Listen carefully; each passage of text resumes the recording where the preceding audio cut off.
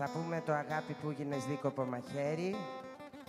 Είναι του Βασίλη Τσιτσάνη και το έχει πει η Μελίνα Μερκούρη.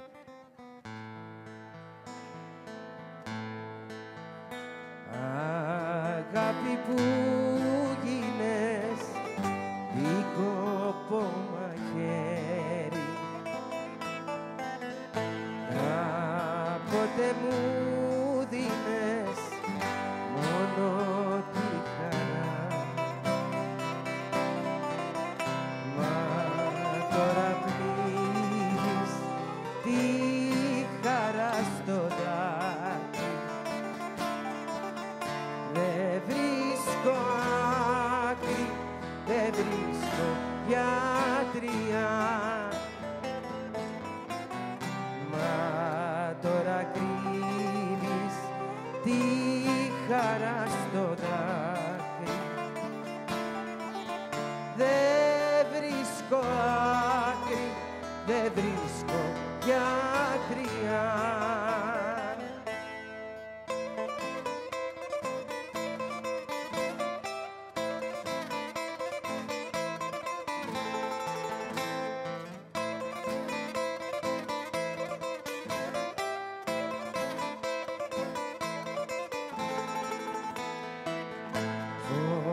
Φωτιές ανάβουνε μες στα δυο της μάτια, τα αστέρια σβήνουνε όταν με θωρείς. Σβήστε τα φώτα, σβήστε το φεγγάρι,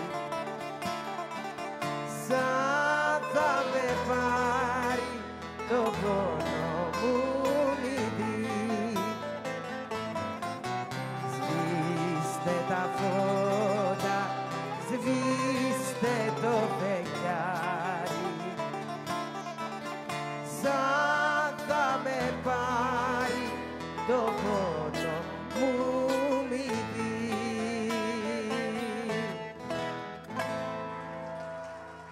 Ευχαριστούμε.